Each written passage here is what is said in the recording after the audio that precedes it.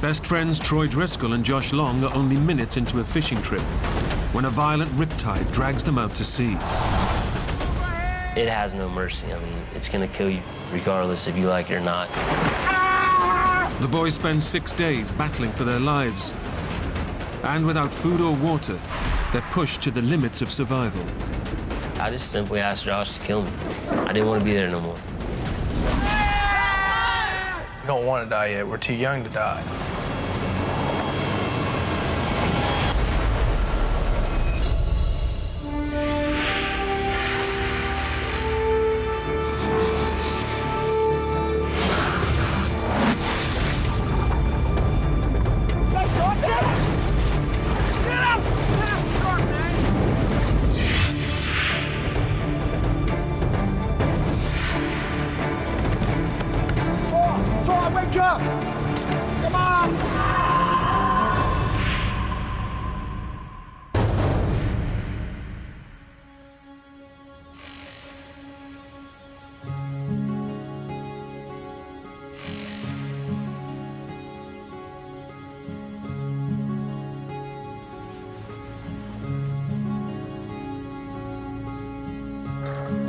When we woke up, we were bored, didn't have nothing to do. It was actually my idea to take the boat in the ocean.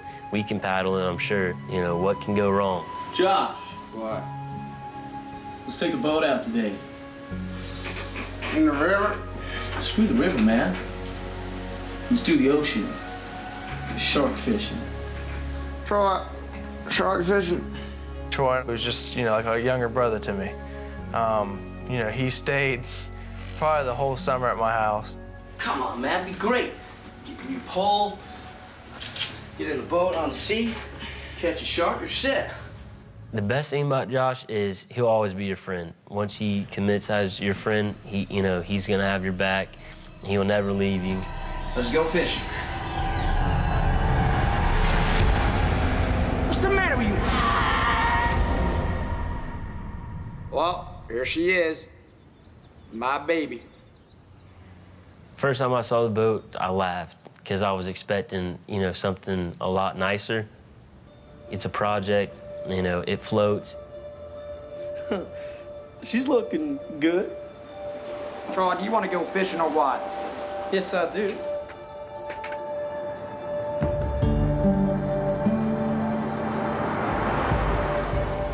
Best friends, 17-year-old Josh Long and 15-year-old Troy Driscoll head off to Sullivan's Island, a popular fishing spot just off the coast of South Carolina.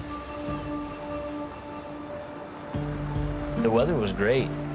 The part of the beach that we put in was actually very calm. Josh has only just finished rebuilding the boat. It has no engines or sail and is completely untried at sea. We actually never used the boat before we put it in the ocean. What's with the wetsuit? I know, in case you might want to swim or something. The water's still a little cold. What are you, a baby? What you say? Nothing. The two boys have fished the waters around Sullivan's Island many times before and have no concerns. We just plan on being out there, just for a few hours and then going home, and getting ready for school the next day. Ready? Yeah? After 3. 1, 2. No, wait! I forgot the bait. Troy, this is a fishing trip. I just had my cell phone in my pocket, and my dad's real straight about cell phones, and he was paying for mine at the time, and I knew I wasn't gonna mess it up. So I just put it right back in the truck.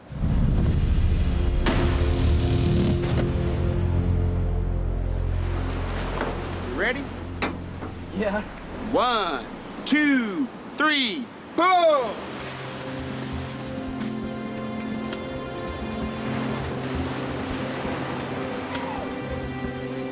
Row, row, row.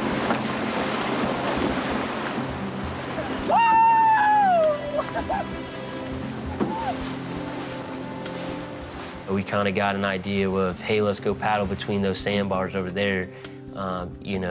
Sharks and fish probably get in the gullies because it's 2 sandbars. And everything seemed good. We were making good leeway. He was paddling on the front and I was paddling on the back. I was having fun. I was bouncing up and down. Wow, man! Whitewater style. But in their excitement to go fishing, the boys don't check the Coast Guard warnings. There's a powerful riptide forecast for that morning, right in the waters where they're paddling. And we were almost to the sandbar when we just got hit by the current. Hey, we're drifting. I figured it was a joke, So I was enjoying the moment. I was, hey, this is fun, we don't have no control. Hey, this is great. Wow, man! But, Josh then grew real serious real quick. No! What's the matter? Sir, we need to get out of here. Go, man, go. I knew we were in a current, and then I realized that, we were actually going backwards. So, I tried paddling harder. And the harder we paddle and the more energy we burn, it seemed like we weren't getting nowhere. The boys are fully caught in the riptide, and it's dragging them away from shore and out to the open ocean. When I realized how far we went in such short a time, I was like, this thing is really powerful. Go, keep going. Still going out! Stop. Stop here. Yeah. Well, we threw the anchor out, trying to get it to hook onto something, It wasn't doing its job. It wasn't anchoring us or holding us in one position. Sure enough, we just kept drifting further out. It was no match for the current. Paddle, Troy, on. Oh, Josh, man, my arms. Come on, Troy. I don't think it's working. Keep going. There's a bunch of people out there running and, jogging and walking. Hey! Hey! Over here! Hey! And we were hoping that one of them would have seen us. We tried to get their attention, but nobody, heard us. We were already that far out. It's taken just minutes for the boys and their tiny boat to be dragged hundreds of yards out to sea and into serious trouble. We both talked to each other and saying, we're not going nowhere. This isn't helping. We got to do something different. We got to come up with a different plan. We gotta do something. Stay here. What are you doing? So I put the top of my wetsuit on, I put my fins on, and I started swimming.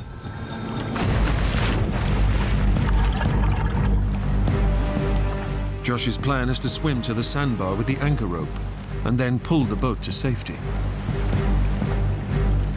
In a panic, Troy also tries to swim for the sandbar, but straight away feels the force of the current. John! I was almost there, and then I look back and see Troy struggling. Feels like something's trying to just pull me under. I just feel all my energy being sucked out of my body. And once you run out of energy and you can't swim against it, it has no mercy. It's gonna kill you regardless if you like it or not.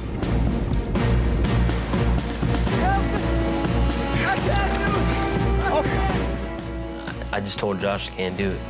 I went under again!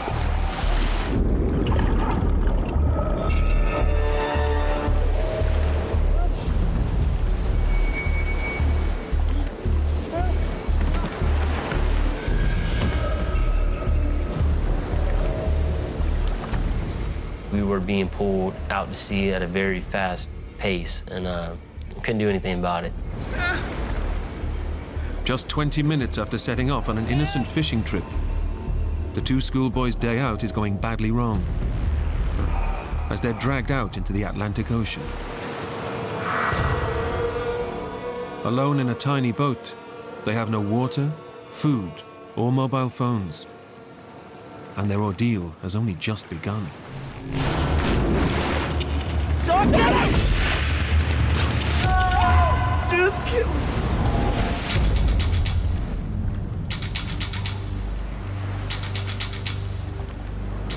Troy, we're gonna come get us soon. Don't worry, okay? I told Troy, I said, well, they're gonna come look for us. They're gonna find us. So I was like, and I told him, I said, I'm just gonna fish, while we're waiting. Shark fishing. Come on, man. Give me my new rod. Right as I got the pole rigged up and I stood up to cast it, a wave hit the side of the boat and knocked me over, and I knocked over my brand new fishing pole in the water. No, my new pole! No! He lost his brand new pole, and that really ticked him off a lot, and he pretty much lost it. Stupid fishing trip! My new rod! Everything I did was getting, screwed somehow that day. It was definitely one of my temper tantrums. Whoa, cool it, man. Yeah, this isn't gonna help, is it? Shut up, man. I knew he lost a fishing pole, but that was the least of my worries. I was like, hey man, listen, this isn't what we need to do right now. You don't need to be cussing. You don't need to be throwing stuff. We need to be here as a team.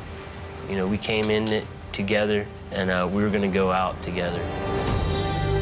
Crazy, man. You're losing your mind on me. Sorry, man. Crazy.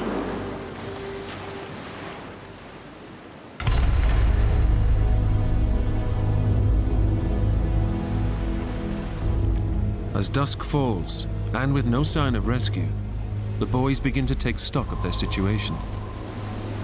Josh, What? when are they gonna come? I don't know, Troy. How will they find us? I don't know. But they don't know where we are. What's gonna happen then? Are we just gonna drift around in the ocean at night? Yeah? Shut the hell up. I was telling him, I was like, Troy, we've only been out here for, one day. I said, they're gonna realize tonight that we didn't come home, and they'll be out here the next morning.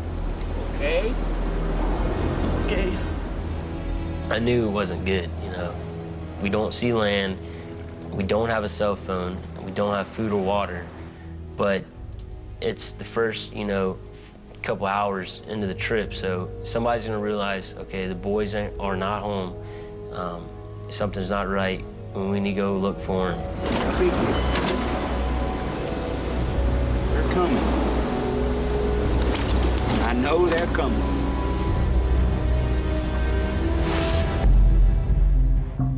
The boys haven't been seen for over 10 hours.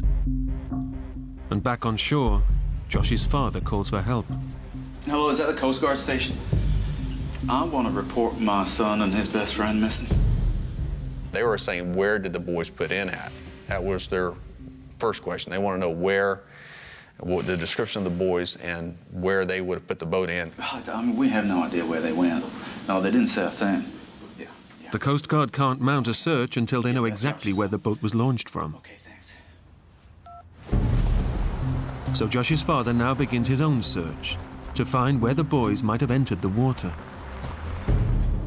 I had no idea where the boys were at, and very, very concerned that we haven't heard anything, no calls, and we kept searching until past 4 o'clock in the morning. Josh's father first checks the river, where he believes the boys have gone fishing. No, Connie. I checked the river, but nothing.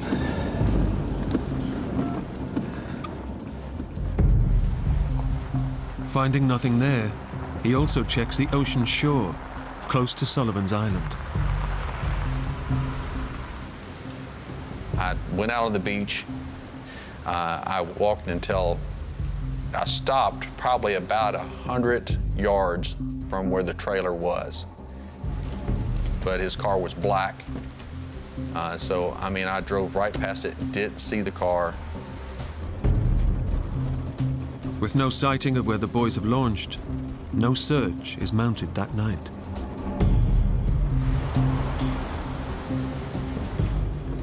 Hi, Debbie. What? What, they're not going to launch anything tonight? Or anything at all? Really? Right.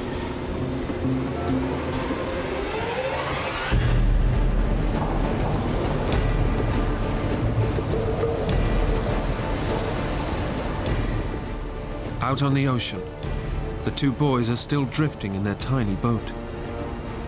Alone, they face their first night out at sea, in the middle of a storm. The first night, I barely slept. We were very, very cold. Strong waves begin to batter the tiny boat, and the temperature plummets to below freezing. Coming in too fast. All right, all right. When a wave would come, it would pull that side of the boat down and water would come over. Come on. You know, it felt like ice hitting you. You know, all in all, we were, you know, freezing to death. So I keep moving. Keep moving, okay? Couldn't feel our hands. We were shivering. We pretty much, we had to cuddle with each other, you know, just for body heat. It was that bad. Suffering the extreme nighttime cold makes the boys realize just how much peril they're in. Panic turns to terror as they face up to the reality that their lives are in real danger. The first night was filled with a lot of emotion. Our mood, you know, went from being, okay, we're gonna get rescued, to, okay, you know, why are we still here? There should have been a boat, there should have been a helicopter, you know, what's going on?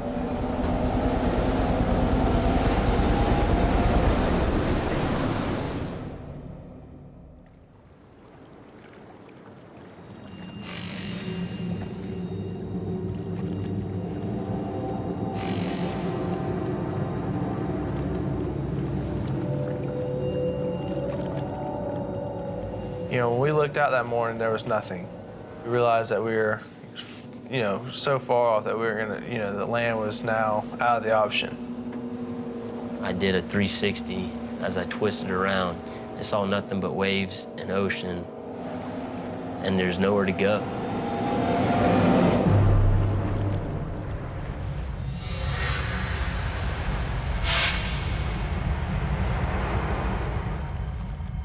After a night shivering in freezing temperatures, Josh and Troy now endure over 23 degrees of relentless heat.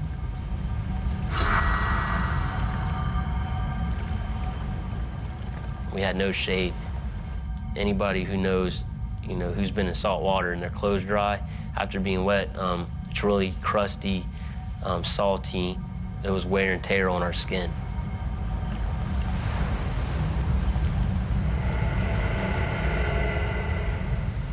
Every so often, I would get in the water. Just basically cool off in the water.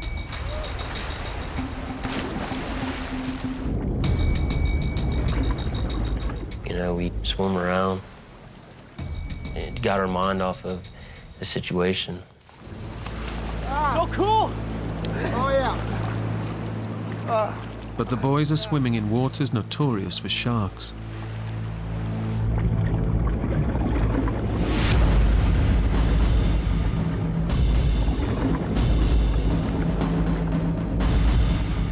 All of a sudden, we looked down, and there's a shark that raced up and hit the boat. The boys realize their predicament with seconds to spare.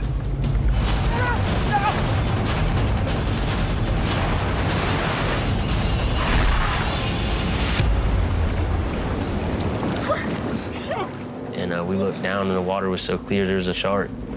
It was a good size. It was about 7-8 feet. There's a few of them just circling under our boat. So we were like, you know, that's it. We're not jumping in no more.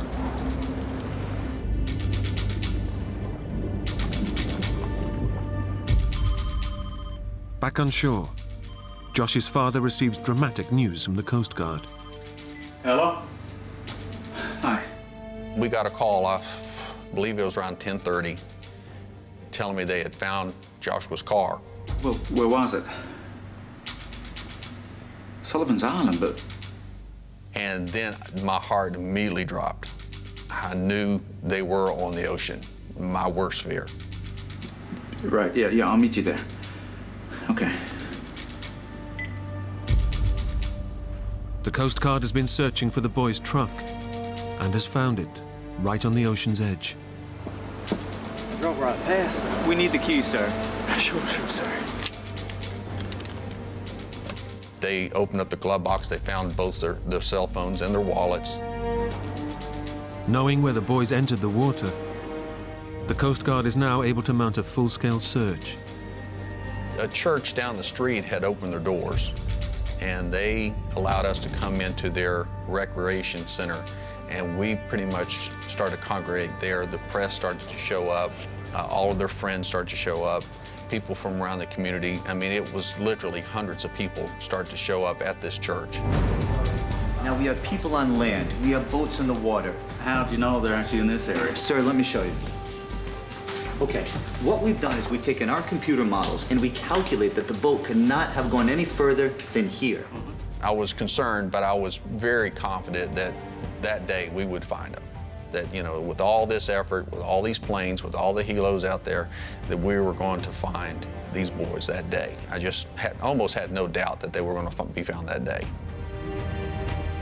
But the boys have already drifted 90 miles further north, beyond the Coast Guard's search area.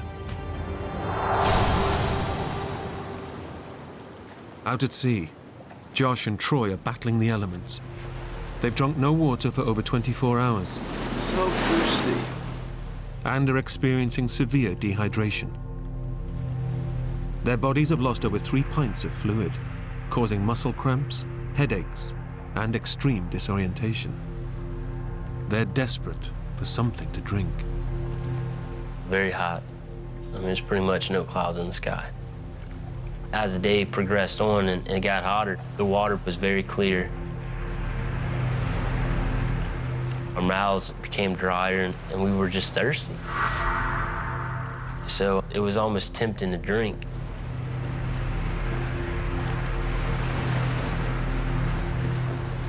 So Troy and I decided, hey, well, we'll gargle it and spit it back out. And that way you have something wet in your mouth and, you know, it'll kind of, it's cold, so it'll help us a little bit, but we won't swallow it. It wasn't good, but just have something cold in your mouth. That's all we needed. The boys know that drinking the salty seawater will dehydrate them even further. But they're now so desperate, they find it impossible to resist.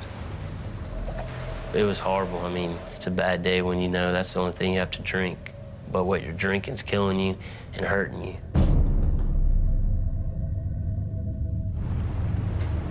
Weakened by dehydration, the boys are also suffering extremes of weather.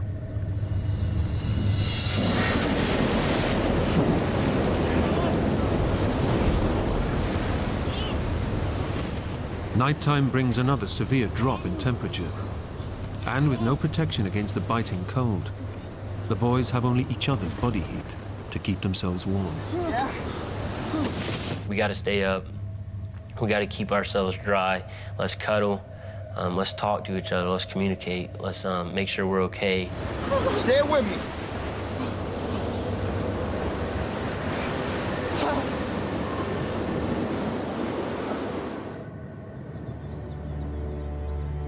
In the church, Josh's father is keeping an all-night vigil for his boy. Any news? Nothing. The Coast Guard. They're back out in the morning. You look tired. Why don't you try and get some sleep tonight? Hey, I am not sleeping whilst my son is out there. But you're gonna be no use to the boy if you fall over exhausted. Yeah, okay, come on. Let me lock up.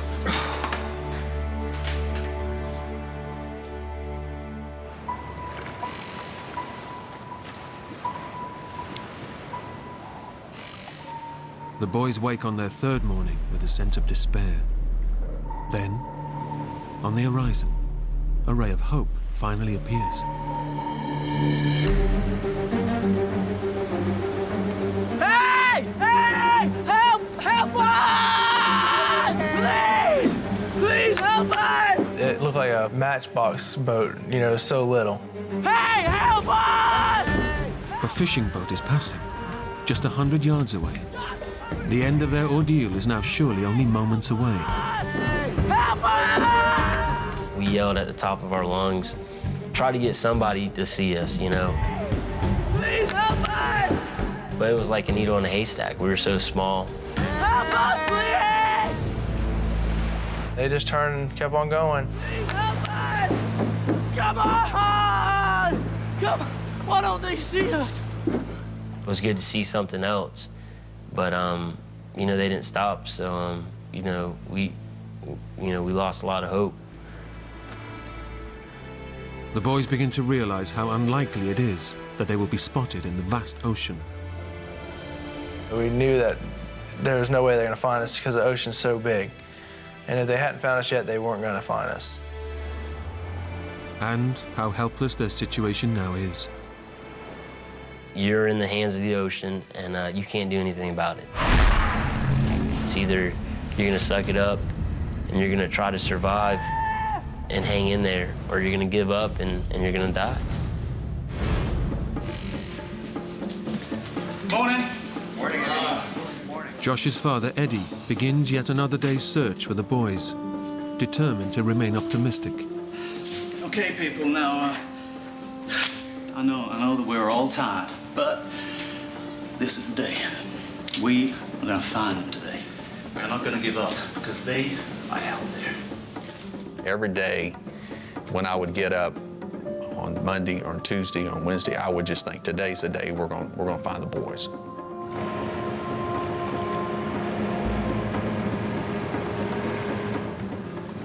As well as the Coast Guard search, Eddie also keeps up his own lookout on the ocean. Well, the search got bigger every day. I mean, because we knew we had more distance we had to cover. The boat could have traveled more distance every day.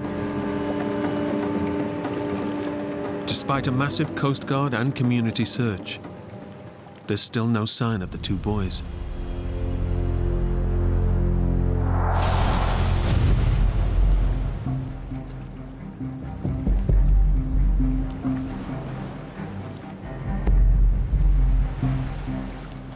It was like Groundhog Day.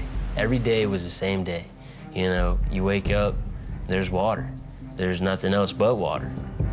They're suffering from extreme dehydration. Only their youth and good health are keeping them alive. Well, when you have nothing to eat or drink, you know, for days, you know, it starts to really hurt, like wear on your body. I really didn't understand the meaning of starving or parched or, you know, dehydrated until then. The dehydration is now life-threatening. The chemical balance of their bodies is undergoing serious change, and they require urgent medical attention. But despite the desperate need for water, all Troy can think about is food and how hungry he is. I noticed my hands were peeling pretty bad because it was so hot. I was so dried out. So, you know, I decided to take a little piece of my skin off my hand and I ball it up and put it on a hook we had left over in the boat.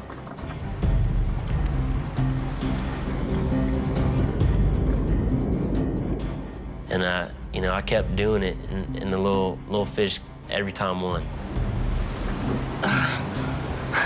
It's not working. The boys failed to catch any fish. But Troy is now so desperate, he's prepared to eat almost anything. You know, I had to have something in my mouth, something that had texture, some type of meat. Troy, what are you doing? Nothing. Why you got the knife?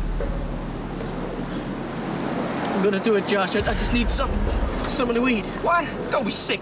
Well, I seen him over on the side of the boat with a knife in his hand, and he was kind of just touching it to his skin, but he wasn't like cutting it. He was just touching it, see how sharp, I guess, it was.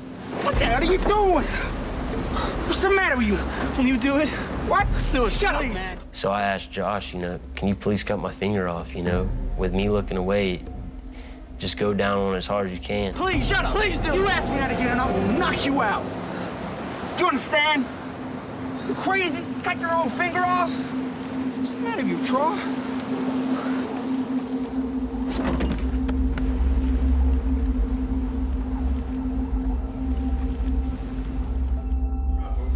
most of the islands around Charleston. Back on shore, after 3 days of searching, the Coast Guard gives Josh's father some devastating news. Anything? Nothing. Right, well, first line, we're going to target Lake Marion. Mr. Long. Then we're going to go down to Ashley Riverbanks. You know, they might have run aground. Mr. Long, we've been searching for 3 days. This has been the most extensive search in South Carolina's history, and we found nothing. No, you can't call off the search. I'm truly sorry. There's nothing more we can do. Please. Coast Guard came to us and said they're going to officially call off the search. And now they're going to switch it from a rescue to a recovery. I'm sorry.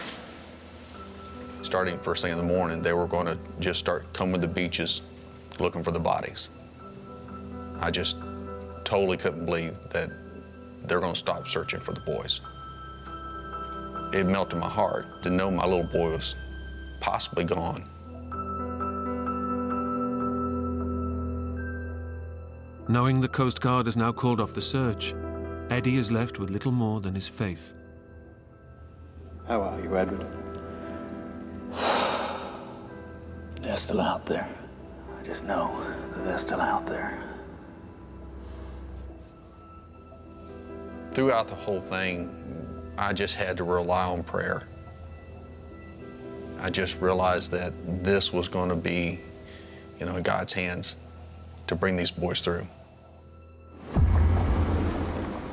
Out at sea, the boys are facing up to the reality that they may never be rescued. You okay? I didn't think I was going to ever have a future. I thought my 15 years on the earth was it. Every time we thought of our family, our parents, it was just real emotional. You're talking, man.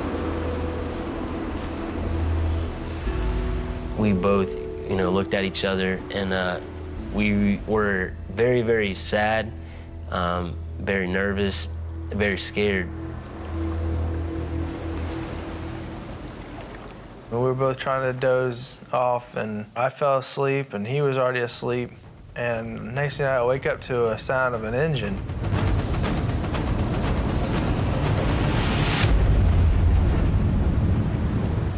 The boys have been woken by a huge cargo ship heading directly towards them. Troy, wake up! I've never been close to something that big. It was stories upon stories high. At the same time, it was so close, it seemed like I could touch it. Hey! Hey! Stop! Stop! Stop! Just as the boys had given up all hope of being rescued, it seems help has finally arrived. Stop! But the enormous ship doesn't stop and is now about to run over them. Come on! Hold on!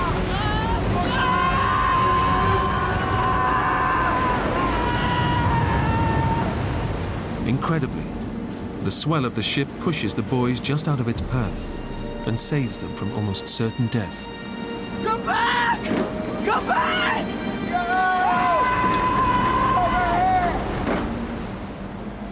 They can only watch as their final hope of being rescued disappears into the night.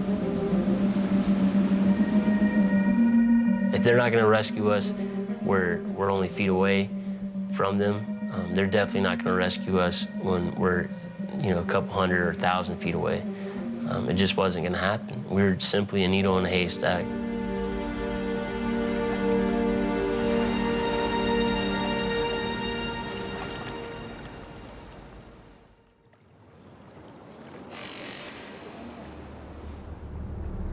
The boys have now been out at sea for over 5 days, and with no food or water, are in the most extreme stage of dehydration. They've lost pints of water, over 20% of their body fluids. Their vital organs are shutting down, and they're drifting in and out of consciousness. Few people ever survive this long without water. body hurts. I didn't want to be there no more. I didn't want to be out in the middle of the water. I was suffering, and it was a slow death. I was ready to go home to God. Stop! Stop it! I can't take this anymore. Come on. Stop it, buddy. All right?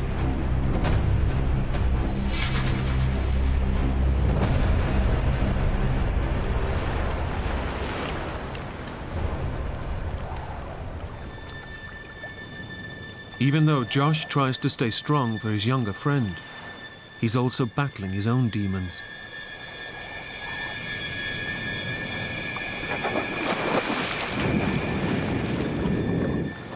Josh? Josh? Josh? We didn't believe in suicide, but I was just swimming in the water. I just was like, if I went down as deep as I can go, you know, I swam down probably about 35, 40 feet. Josh!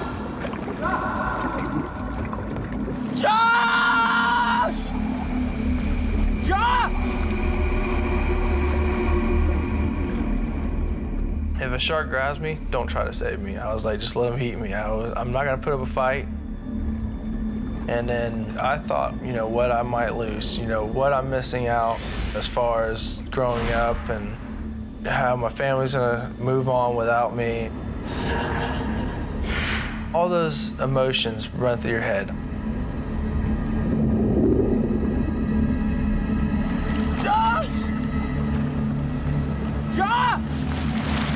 Josh! What are you doing? I came back to the surface and I was just like, you know what? I'm just gonna let God go when he wants to because I can't do it.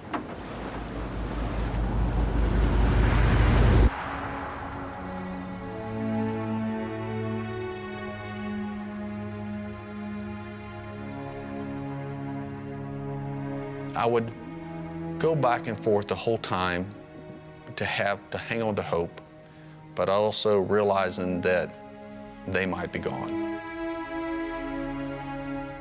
And that was a struggle, and not knowing they were out in the water, knowing that if they're out there, what is the condition? If they're not out there, and if they're gone, you know, how long before we can bring a closure to this?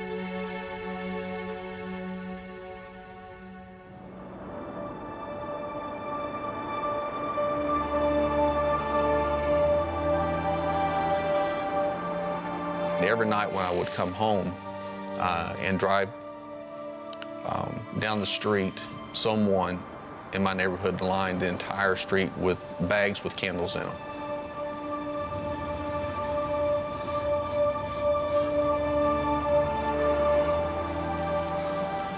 So when I drove home, it took me right up to my house.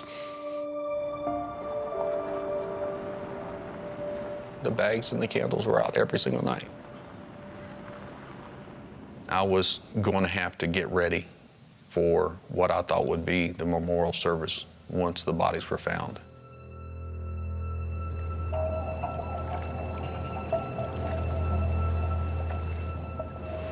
When you get back, forget to work on my truck. So when you're 16, I teach you to drive. Towards the end of the week, you could tell he was starting to get real weak. He really had nothing left in him. He didn't want to hardly move. Basically, I keep trying to wake him up because I thought, you know, I really didn't want him to die. Trot. Trot. I didn't want to be in the boat no more. I want to be dead. I just simply asked Josh to kill me. You kill me, will you? Stab me, put an end to You're this, talking please. crazy talk. I'm done. I can't. Sure. I can't do it, man, never. Troy asked me if I would stab him. And I just told him that there's no way I could do that. Because if Troy had died, I wouldn't be able to come home, even if they did find us. Because I couldn't go home and tell his parents that I let their baby boy die. Come on. Troy has now completely lost the will to live. His best friend won't kill him, so he tries one last desperate attempt to put an end to the ordeal. See that? Every night you'd see like little glow-in-the-dark little balls, and they're called jelly balls. Troy now sees the jelly balls as not only something to eat, but a possible way out. If it's poisonous, you know, and it kills me, hopefully I die a peaceful, you know, a peaceful death.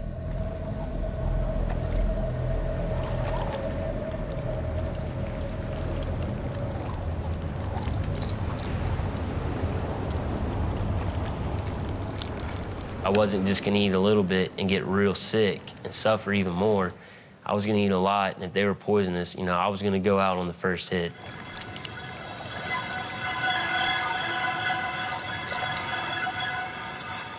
But the jelly balls have no effect.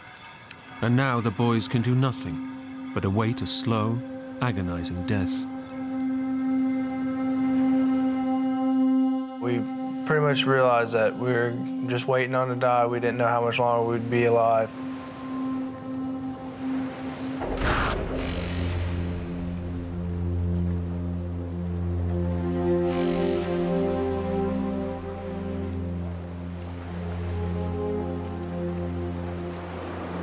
Be over soon.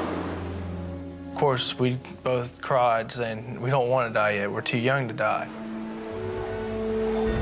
You know you're dying, but you're dying slowly, and it's painful, and it's long, and every second that you're alive, you're dying at the same time.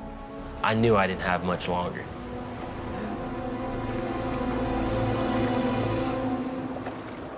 In fact, their dehydration is now so advanced that they literally have only a few more hours left to live.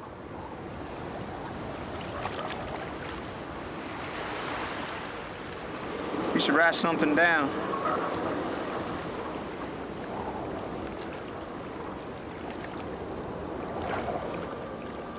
Summoning the last of their energy, the boys scratch out their final goodbyes to the families they're leaving behind.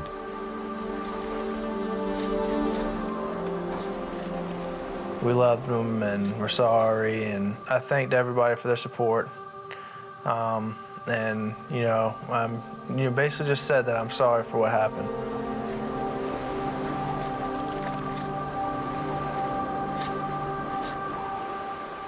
I remember writing to my mom and my dad, you know, specifically saying, thanks for everything you've done for me. Thanks for teaching me what you've taught me.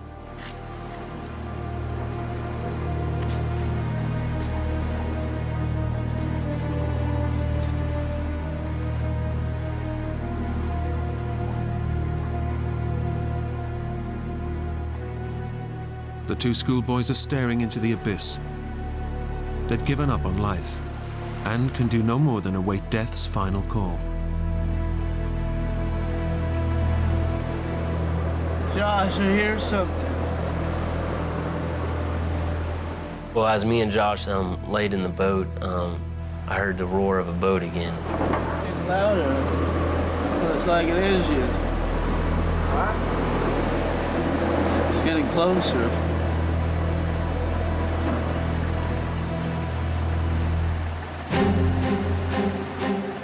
I see this huge fishing boat coming straight at us. So at that time, I, jerked Josh. I was like, you gotta get up. Josh, help us! Hey, help me! Help us! Please, help us! I was crying, but at the same time, it was like I wasn't crying because I had nothing to cry. I was just screaming, hey, please help us. Please, we need help. Over here! Help! Come on! Over here, please! The two boys are just a speck in the ocean. But unlike the boats on previous days, this time they've been spotted.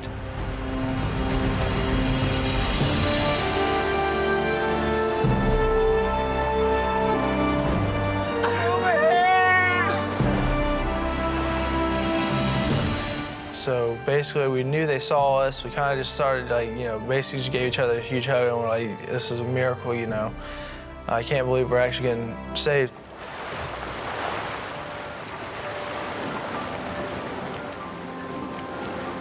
Come on, guys.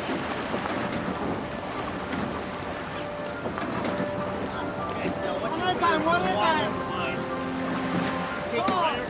The captain reached over and, you know, pulled me up because I barely had any energy to get up. And, you know, I flopped on the deck. Need some water? Some water. Get you up here. You okay? You okay? I couldn't understand them because they were whining, whimpering, happy, sad, the whole 9 yards. But one of the first things that Troy said to me, he asked me if I believe in God. And I said, well, yeah, I guess I do now. Because miracles happen. Some water with you. Some water. Hey, thank you, man. Thank you. Got you, man. You're safe now. You're safe. So lucky. Yeah. Better now, huh?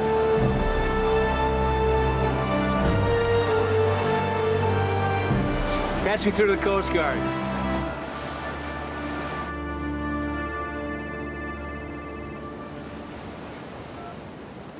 Hello? It was the Coast Guard. And he said, we have your son. Would you like to speak with him? And I said, put him on. And when I first heard his voice, it didn't even sound like Josh. It sounded so weak, and he was so incredibly weak. But he started saying, Dad, I love you. And to hear his voice, it was a true miracle.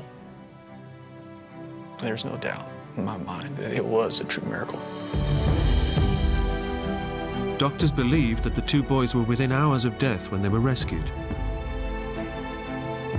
He looked so thin and so exhausted, but he just, from the moment I walked in the door, he was just, Dad, I love you, I love you. I love you too, darling. It was hard to believe that we made it out alive. We were expecting the worst. Troy and I knew we were just waiting on dying. And, you know, I couldn't believe that we got a second chance. Josh has used his second chance to become a family man. He married his high school sweetheart and now has a baby boy.